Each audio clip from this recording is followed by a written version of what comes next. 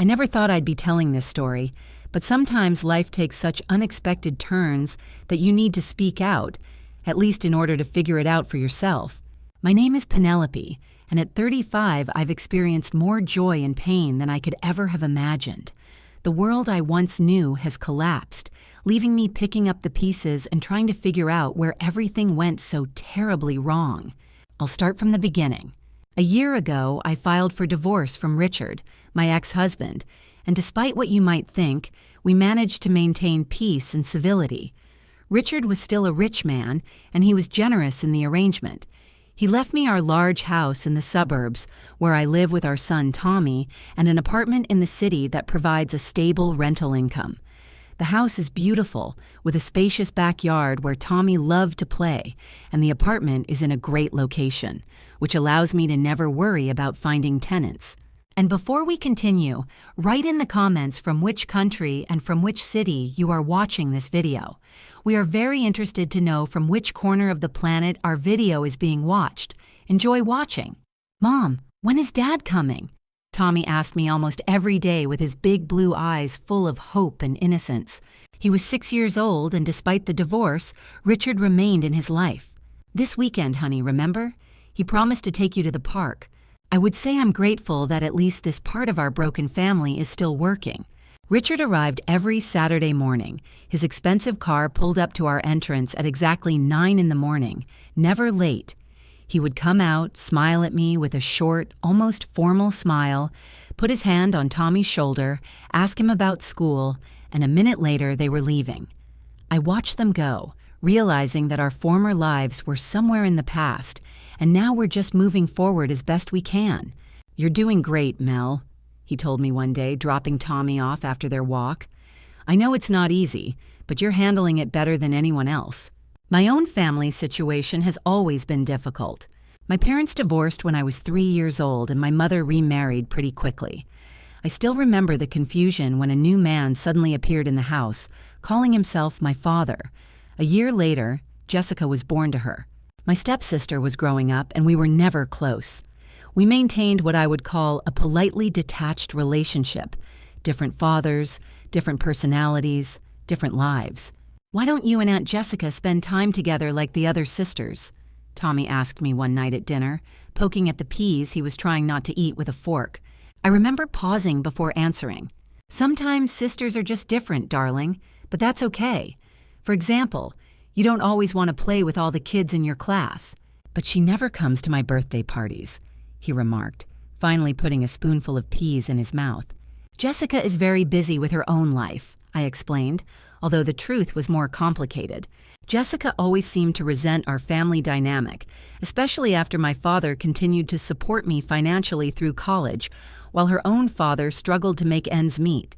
Looking back, I can now clearly see the warning signs that once seemed insignificant and easy to explain to me.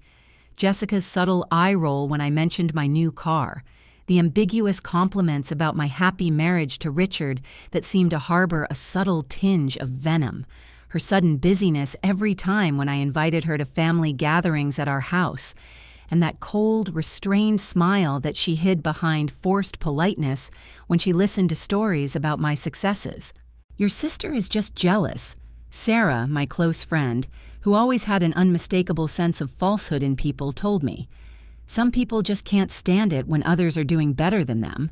At that time, I just smiled and waved it off, assuring myself that a family remains a family, that at some point Jessica and I will find a common language, and that any gap between us can be bridged. I was so naive. Everything changed after the death of my grandmother, my father's mother. She was a simple woman who had lived all her life in a modest house on the outskirts of the city, in a place where the heavy, creaking door still remembered my father's childhood steps, and the window sills were bursting with bright geraniums, which she grew with the same care with which she once raised me. The funeral was modest but dignified, exactly what she probably wanted it to be. I was ready to say goodbye, but I didn't expect to hear that she left me everything in her will: the house, the old furniture that hid the memories of several generations, and savings that I didn't even know I had. Your grandmother always had a soft spot for you. my father told me after the funeral, his voice strangled and his eyes were red from tears and fatigue. She liked that you visited her every Sunday, even after the divorce. She said you had a kind heart, like your dad. I wish Tommy would spend more time with her, I replied quietly, watching my son place a bouquet of daisies on her grave, which he picked in our garden that morning. Mom, is great-grandmother in heaven now? What is it? He asked, his small hand sliding into mine. Yes, darling. I squeezed his hand, feeling the warmth of his trust. And I'm sure she's already baking her famous chocolate chip cookies there. For some reason, those words stuck in my head, echoing back as I pondered the unexpected inheritance. I didn't know yet that it would change everything. A few days later, my parents asked me to come to their house. It was supposed to be an important family discussion, but as soon as I crossed the threshold, I felt tension in the air. The house smelled of my mother's signature stew, but the familiar comfort was now overshadowed by an atmosphere of expectation of something unpleasant. My mother sat me down at the kitchen table, the one where countless family dinners had been held and which still bore the scratches left by Jessica in her teenage years. Would you like some coffee? What is it? She asked, even though she had already poured me a cup, knowing that I would not refuse. I took the mug, feeling the hot ceramic warming my palms, but the warmth couldn't banish the chill that gripped my stomach with a premonition of something bad. We need to talk about Grandma's house, she began, and there was that special tone in her voice that I had always been afraid of since childhood. What about him? I asked, already starting to defend myself internally. I saw my mother and my stepfather exchange glances. It was the kind of look that didn't bode well. You have to admit that you already have enough real estate. My stepfather finally spoke up, leaning forward so that his chair creaked pitifully under his weight. Richard's house, the rental apartment, and now this one. I gripped the mug tighter. And we think it's only fair that you give up the inheritance in favor of Jessica, her mother said, as if it were the most natural thing in the world. I blinked, not immediately understanding the meaning of her words. In favor of Jessica? She always felt deprived, her mother continued, as if that explained something. You know she's never had the support you do. Her father couldn't afford much for her, unlike yours. And now you have the opportunity to do what's right. I looked down into my cup as if hoping to find the answer there, but the coffee just darkened, reflecting my own confusion. Grandma left the house to me, I said slowly, as if chewing every word, trying to make sure they sounded as logical as they did in my head. She just didn't understand what she was doing, her stepfather said, waving her off. So you think that she wasn't sane enough to make a decision, but at the same time, for some reason, this decision should be changed in favor of Jessica? I felt the familiar heat of irritation rising. The mother sighed. Just think about it, Penelope. You don't want to ruin your relationship with your sister because of this, do you? I closed my eyes for a moment, inhaling the smell of coffee, stew, the smell of my own childhood, which now seemed to be unfolding against me. I'll think about it, I replied in a flat voice, even though I already knew I wouldn't give up the house. I looked at them, feeling how the air in the room became as heavy as lead, as their words, subtle, carefully weighed, but at the same time arrogant and peremptory, hung in this space, filling it with a sticky, suffocating wave of expectation. I saw my mother nod, and her perfectly manicured nails tapped on the surface of the cup, creating a measured, annoying rhythm that made my inner tremble. Jessica was fighting, you know, she continued in her soft, persuasive tone, honed over many years of manipulation, making you feel guilty even before you realize what exactly. She's been renting this tiny apartment for years, in fact, no more than a closet and her salary in the city administration. Well, you know how they pay in the civil service. I was silent, watching as steam rose from my cooling coffee, as thin streams disappeared into the air, just as my patience was disappearing. We thought it would be fair if you gave her Grandma's house. My mother reached across the table, covering my hand with her cool, dry hand. You were so blessed, Penelope, and Jessica. It wasn't easy for her.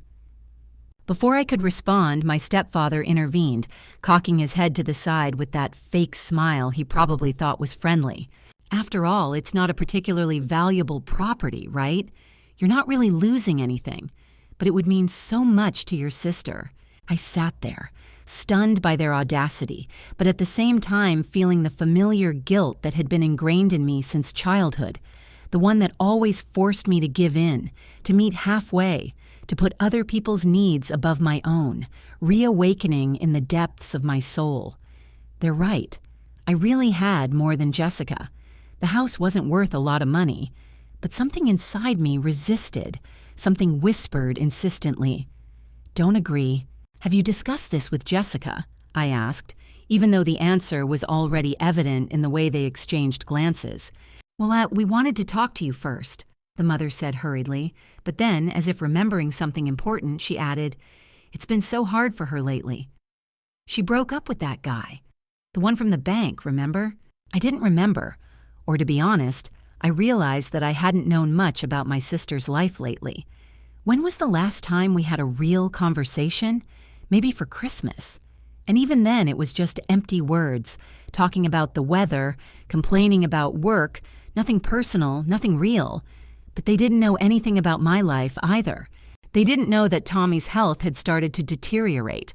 At first, everything looked insignificant. Fatigue, weakness, bruises that appeared on the body for no reason. It seemed that no matter how much time he spent outdoors, the sun did not give him strength, and playing with friends ended in rapid exhaustion. He had been ill since birth, but doctors assured him that it would pass, that his immune system was just slowly forming. I listened, nodded, and convinced myself that it was true. But you can't fool your mother's intuition. It was only when he fainted right in his room that I finally realized that everything was much more serious. That day, I was sitting in Dr. Martinez's office, where the walls were decorated with bright children's drawings. Cheerful, cheerful, as if mockingly contrasting with the painful expectation that squeezed my chest with an icy hand of fear. Dr. Martinez looked at me for a long, sad moment before carefully sliding a thin folder of test results toward me. "It's acute lymphoblastic leukemia," she said softly. "I know it's shocking, but we need to start treatment immediately." I squeezed Tommy's hand, who was sitting next to me, small, pale, fragile, like a porcelain figurine. "What are his chances?" I gasped, but I already knew what I was going to hear in response. "Every case is different," she began evasively, but there was more in her eyes than in her words. "However, based on the latest analyses," I didn't let her finish. "The treatment doesn't help as much as you hoped, does it?" Dr. Martinez pressed her lips into a thin line before nodding. "We're seeing disturbing trends," she admitted. I nodded, feeling the ground give way beneath my feet as all the words around me lost their meaning, dissolving into the hum of blood in my ears. I came back to this moment. The kitchen table. Parents. Their expectation. They didn't know. They didn't know that I didn't have the opportunity to think about Jessica and her problems. They didn't know that my nights were now filled with fear clutching my chest, that every new day begins with a convulsive glance at Tommy, hoping that he looks at least a little better, that his eyes are not so dull and his skin is not so transparent. They didn't know that this house, which they were so easily ready to give up, now seemed to me the only island of stability, the only thing that still belonged to me, which could give at least some kind of support. I looked at my mother and my stepfather and realized that nothing had changed for them. They still believed that they could guide me, that I would obey, that I would give in again, that I would put my sister's needs above my own, because that's how it's always been. But this time it was different. I couldn't afford to be weak this time. The following months turned into a blur of hospital corridors, the sterile smell of antiseptics, long hours spent in uncomfortable armchairs next to Tommy's bed, and constant waiting for news, good or bad, but news that would at least slightly disperse the unbearable uncertainty. The chemotherapy sessions were followed by short periods of improvement, and then by new complications, as if the disease was playing with us, allowing us to hope, only to take away that hope again. Richard, despite our divorce, never left his son's side. All of his usual cold, businesslike demeanor was gone when it came to Tommy. His voice no longer had the restrained confidence with which he ran a business and made deals. Now it sounded like the helplessness of a man who would do anything to get back what money couldn't buy. Whatever he needs, whatever it takes, he repeated over and over, clenching his fingers into fists, as if trying to keep the situation under control by willpower. I will make sure that he gets the best treatment available. I was on the edge, between the hospital, work, the need to hold on for my son, and now also this pressure from the family because of the house. Perhaps that's why I gave up so easily when my parents offered to give it to Jessica. Against the background of Tommy's struggle for life, everything else seemed insignificant, unimportant, meaningless. I don't even remember exactly how I made the decision. It's just that one day, in the middle of a long day filled with medical procedures, anxious stares from doctors and my boy's tired breathing, I called Jessica and said, "I'll give you the documents as soon as everything settles down with Tommy's treatment." I barely realized what I was saying, already mentally going over in my head the dates of the next doctor's appointment and the test results, which did not go beyond the acceptable limits. "Oh my God, thank you," she exclaimed, and the next moment I felt her hands on my shoulders, an embrace, unexpected and so unusual that I froze. I couldn't remember the last time she hugged me. "I'm going to have the best housewarming party in the world," she continued, her voice ringing with excitement. "In a month. You'll come, and so will Tommy if he's fit." I just nodded, but my mind was already elsewhere. I looked at my son, his small face which had become almost transparent from pallor, his haggard cheeks, his eyes, which used to sparkle with childish delight, but now dimmed with fatigue. "Mom," he asked me one night as I sat by his bed, holding his tiny hand in mine. "Yes, dear." "Am I going to be okay?" I swallowed, suppressing a sudden wave of tears, and smiled at him, gently running my hand through his fine, soft hair. "Of course you will," I lied. I said it with such confidence, as if the words themselves had the power to change reality, and for a while it seemed like they were really working. There was hope. Tommy reacted to the new treatment protocol. His complexion improved a little. He began to eat more, even showed interest in toys that had previously been forgotten on the hospital bedside table. The doctors started talking about cautious optimism, and for the first time in a long time, I allowed myself to believe that maybe we would get out of this nightmare. "Mommy, can we go to the park this weekend?" "What is it?" he asked one morning, and my heart skipped a beat.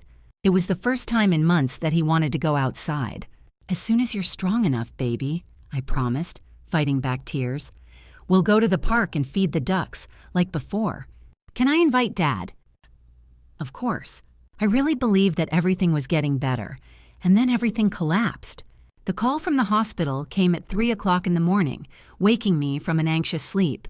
Tommy was admitted to the department with a high fever the day before, but the doctors assured me that it was nothing more than a minor complication, that there was nothing to worry about. "Mrs. Peterson, you need to come to the hospital immediately." The nurse's voice was professional but soft, with an intonation that made everything go cold inside. "Tommy's condition has deteriorated significantly. I don't remember how I got to the hospital. I only remember the blurred outlines of the streets, the cold glare of street lights on the wet asphalt, the occasional car passing by. I ran a red light 3 times, but I didn't care. The only thing I could think about was how to get to my boy. But by the time I got to the hospital, it was too late. I saw the doctors leaning over his bed. I saw the nurses fussing, the IV lines tangled in a chaotic tangle of wires, as if helplessly clinging to him. But I already knew. I saw it in their eyes, in the way one of the nurses hugged herself by the shoulders, as Dr. Martinez, the one who always remained calm, pressed her lips so that they turned white. They were losing this battle, and I was forced to watch my son slip away from me, and I couldn't do anything to keep him. The next few hours turned into a nightmare of medical terms. The hectic actions of the staff, the alarming sounds of the machines, which were increasingly interrupted by a sharp, deafening squeak, marking another lost hope, another step towards the inevitable, another unsuccessful attempt to rescue my son from the clutches of death. I didn't understand the words that were being spoken around me. I couldn't make out the faces flashing before my eyes.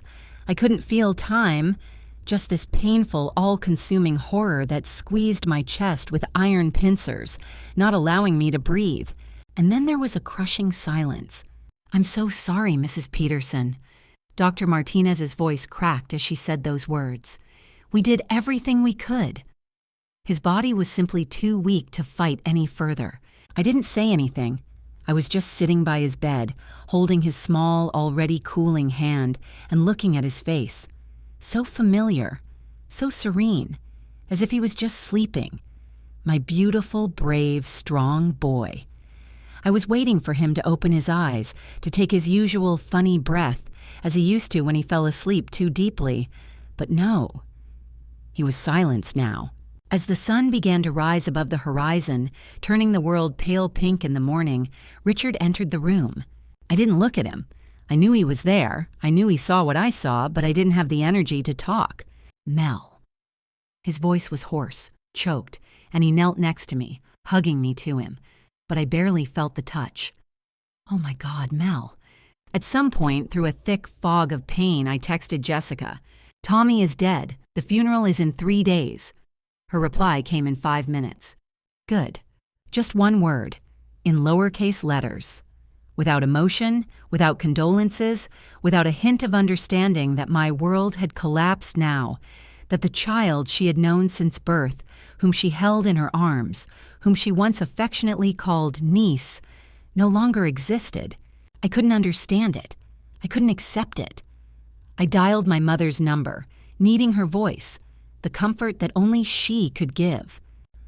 "Oh, yes," Jessica told us, she said, and there was no sadness or shock in her voice, just a slight absent-mindedness, as if I had reminded her of something insignificant. I froze. "Listen, dear, about the funeral. We can't come. We already have other commitments on this day." I pressed my back against the wall, feeling the world around me deviate from its usual axis. "Other obligations?" I asked, sure I'd misheard. "Yes," she continued in a flat voice. "Jessica has a housewarming party that day, and I promised to help her prepare. You understand, don't you? Such things take a lot of effort, and we've already invited everyone. It would be troublesome to reschedule." I gripped the phone tighter, my fingers white with tension. "Mom." I barely recognized my voice. It was so flat, almost alien. "This is Tommy's funeral. We're talking about your grandson's funeral." "I know, dear." Her voice trembled, but not from grief, but from mild annoyance, as if I were bringing up an uncomfortable topic. "And it's very sad. But life goes on, doesn't it? Jessica has been planning this party for weeks, and we can't disappoint her guests." Something inside me cracked. I couldn't figure it out. I couldn't accept it. The world lost its meaning the moment Tommy's heart stopped beating. But what my mother told me was beyond comprehension. How could she? How could she put a party above her grandson's memory? How could she so easily erase him from her life, as if he had never existed? My hands were shaking as I dialed Jessica's number. She answered on the second ring. "What the hell are you thinking?" My breath was coming in short gasps, and my voice rose to a scream. "Why are you throwing a party on the day of Tommy's funeral?" There was a short pause on the other end of the line, and then her voice was steady, calm, and cold. "Because this is the day I want to arrange it." Somewhere in the background, music was playing, a light, carefree tune that was discordant with the pain that was tearing me apart from the inside out. I could hear her walking around the new house, her heels clicking on the floor as she moved something, perhaps decorations for an upcoming party. "I've been planning this," she continued. "All invitations have been sent." "Jessica, this is my son's funeral!" I shouted, feeling rage boiling in my chest. "My son, your nephew, the little boy who made you postcards for every birthday. Can't you just reschedule the party?" "Why should I?" she snapped. and there was irritation in her voice, as if I was the one who was being unreasonable. Something crashed in the background. "It's just a funeral, Penelope. He's dead anyway. He doesn't care when he lies down in the ground. But I'm alive, and I want to celebrate my new home." She paused and then added in a more even, satisfied voice, "You know how long I've been waiting for this." The phone slipped out of my numb fingers, hitting the kitchen floor with a thud. At that moment, something inside me broke, like a thin, long, cracked plate of glass, which I tried to keep intact until the last moment, not noticing how it was already covered with a network of barely visible cracks. But along with this crack, something else was born inside of me, hard, cold, ruthless, which knew no doubts. I remembered how Jessica hugged me when I cried after Tommy's disappointing diagnosis. I remembered how she whispered to me that she would always be there for me, that she would support me, that family was the most important thing. Now I saw how much it was a lie. Those touches, words, her pathetic attempts to appear like a caring sister, all this was nothing more than a game played out in front of me, in front of my parents, in front of herself. Tommy's funeral now seemed like a blur to me, a series of black clothes, muffled voices, empty condolences that fell from the lips of people who did not know what to say, but felt that they had to say something. Richard was standing next to me. His constant presence was the only thing that kept me on my feet.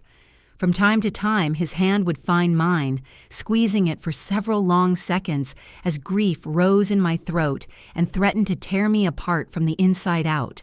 The mother and stepfather showed up for exactly 10 minutes. They looked unnatural in their festive outfits, clumsily hidden under hastily thrown-on black coats. They did not bring flowers, did not approach the coffin, did not say a single word of comfort. "We can't stay long," my mother whispered, avoiding my gaze, as if she knew that if she met him, her shield of indifference would crack. "Jessica needs help with the preparation." I watched them go, but I felt nothing. No pain, no anger, no disappointment. Where my heart had once been, there was now a cold void.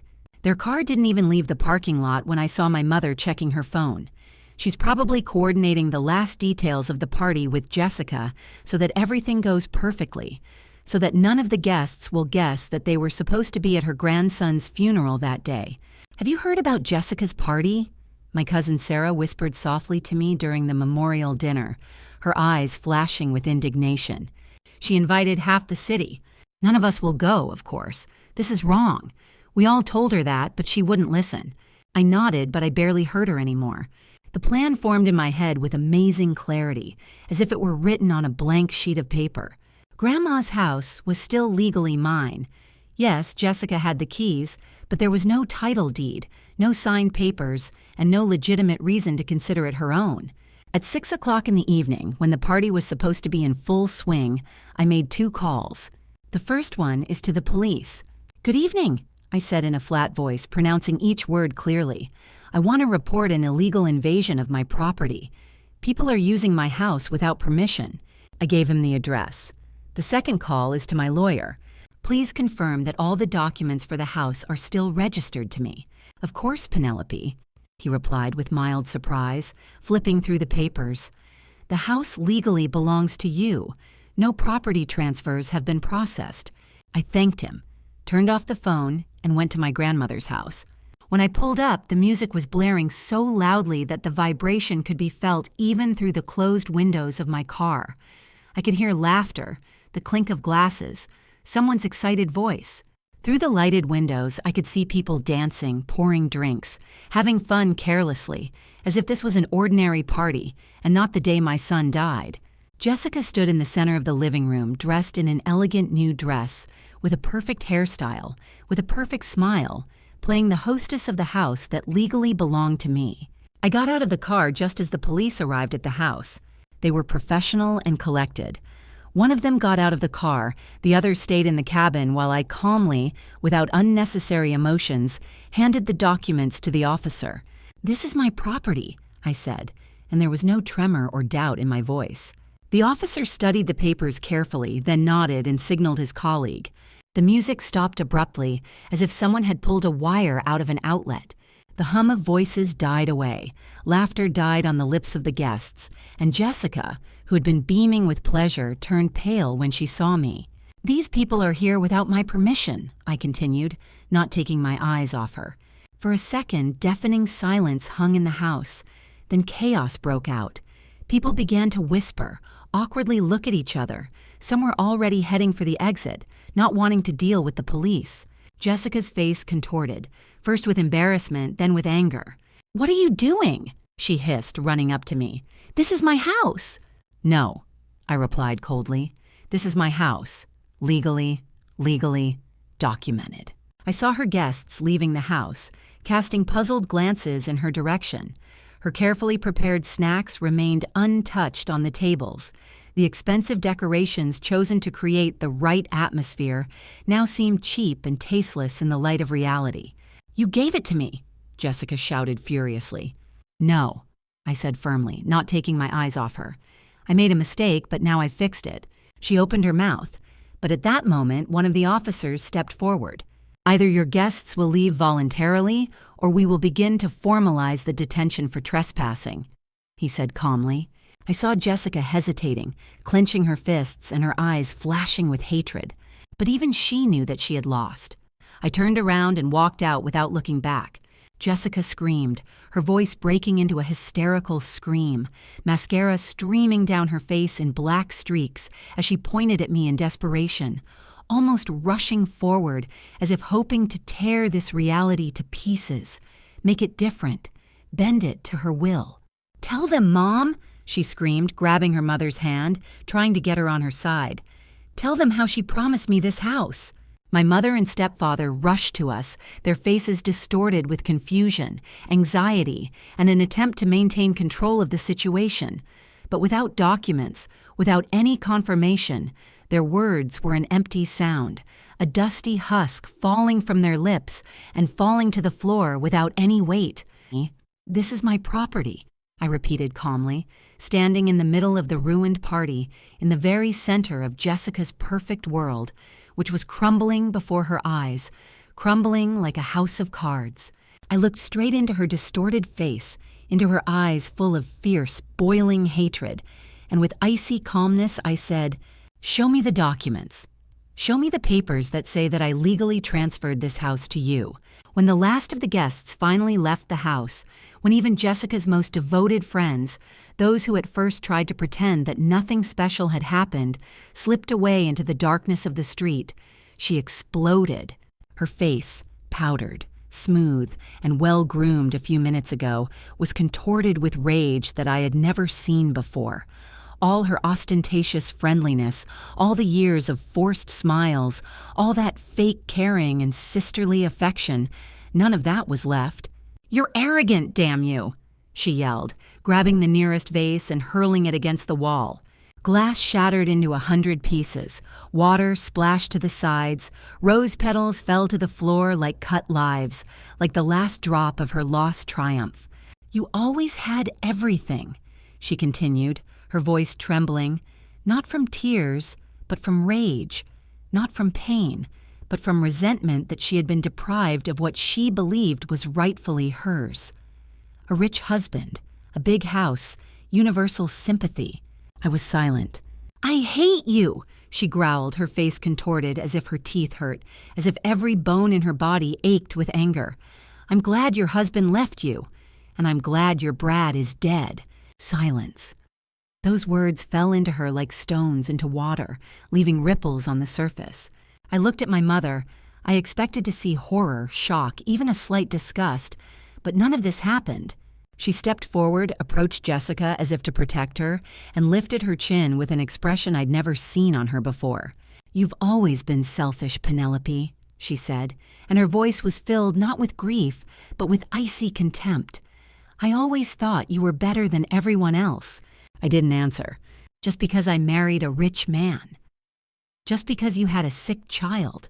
Her lips curled into a sneer that seemed almost unnatural to me. "Everyone felt sorry for you." Something clenched inside me, but it didn't break. I looked at them both, at the mother, at Jessica, and I realized that all my life I had been trying to be good for them, trying to earn their love, their respect, their recognition. I supported them financially, transferred $2,500 to them every month without exception, sent them gifts for Christmas and birthdays, and arranged small, pleasant surprises for my mother, simply because I paid for their cruise last year, and I gave them money to fix the kitchen in my stepfather's car. I've done everything for them. And now I was standing in front of them, and I saw them openly taking the side of the man who had just celebrated the death of my child. "Let me make something clear," I said, my voice flat and cold, like ice that couldn't be melted. They tensed up. "From this moment, the money stops." The mother turned pale. "That's it. Absolutely everything." Jessica clenched her fists. "Penelope." The stepfather took a step forward, blushing, as if he had just been humiliated in front of an audience. "Let's take our time. We all say things that we'll regret later when we're upset." "I mean every word," I interrupted him, my voice clear, ringing, the kind that made their hearts clench inside. "You won't get a dime from me anymore." The mother took a sharp breath, her hands clenched on her chest, as if she did not believe that this could actually happen. You wouldn't dare." "What is it?" she gasped. I smiled. "I would." "But we're your family," Jessica screamed, throwing her arms in the air. "No." I shook my head, and for the first time in a long time, I felt really at ease. "A family doesn't do that. You chose a housewarming party instead of your grandson's funeral." I turned to my mother. She looked away. "You're defending a man who just told me he was glad my child was dead," I said to my stepfather. He opened his mouth, but no words came out. "Parents don't do that," I said. "You're just people who have nothing to do with me anymore." I turned around, heading for the door, leaving them in their emptiness, in their resentment, in their world, which collapsed for them just as it once collapsed for me. "It's not over yet," Jessica shouted after me, her voice full of menace, but I could see the fear in her eyes. She knew that her world depended on them now, and they depended on me, and I just deprived them of their main source of additional income. The next day, social media literally exploded.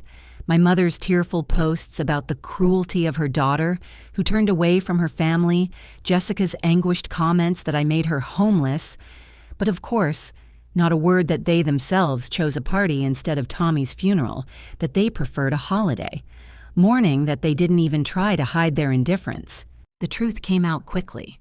Our relatives, friends, acquaintances, everyone who attended the funeral, who saw the invitations to the party, who witnessed the whole disgusting spectacle, knew what really happened.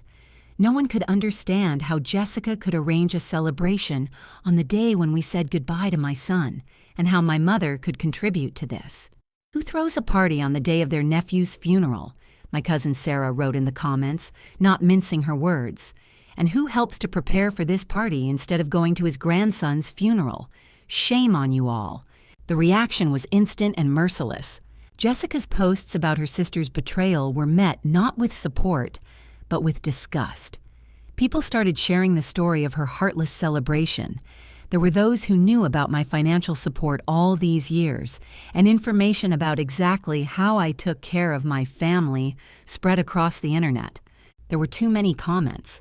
She was humiliated, condemned, despised. Soon she was forced to close her social media accounts, but even that didn't help. Her story went viral. Everyone found out who she really was. Months have passed. I started to recover.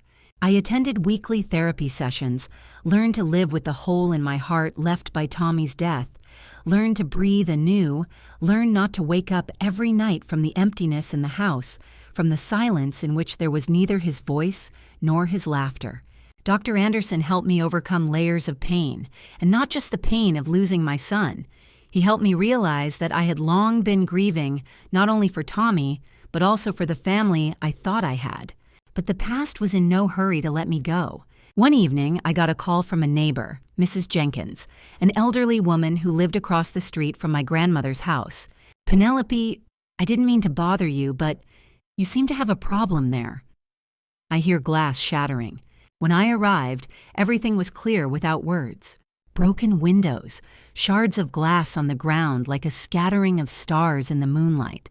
I looked at the surveillance footage that I had installed a few months ago and saw her, Jessica. She methodically walked around the house, her face distorted with hatred. Her movements were fast, sharp. She threw stones at the windows. Her lips whispered something, and anger burned in her eyes. I didn't hesitate. I filed a lawsuit. My mother called a few days later, her voice filled with hysterical panic. "Penelope, you're going to ruin her career," she wailed. "She will lose her job in the city administration. Think about her future." I was silent. "She was just upset," her mother pleaded. "You can't be that cruel, can you?" I took a deep breath, steadied my breathing, then calmly replied, "The same way she was thinking about Tommy's funeral," and she hung up. Jessica was fired. When the video of her vandalism went viral, the city council made a quick decision to get rid of her. The court ordered her to pay fines and pay damages. The last I heard about her, she was unemployed with a ruined reputation, and my parents, having lost my support, could no longer help her. Her prestigious position has become another victim of her own hatred. Some might call it cruel, but I didn't feel remorse. Every time I visited Tommy's grave, I remembered Jessica's words, her laughter, her celebration on the day of his death, and realized that some things were unforgivable. Dr. Anderson asked me yesterday, "Are you thinking about reconciliation?" I looked out the window of his office where a spring tree was blooming behind the glass. "They're not my family anymore," I replied softly. "A family doesn't do that. I'm learning to live anew day by day. Tommy taught me unconditional love, the kind that persists even when your heart is broken into a million pieces. Jessica taught me unconditional hate, the kind that consumes everything it touches. And I've learned that sometimes the family you were born into isn't the one you'll end up with. When I sit in my quiet house and look at Tommy's photos, I know I made the right choice. Some bridges, once burned, should remain ashes. Sometimes the only way to honor the memory of those we have lost is to sever ties with those who dishonored their passing."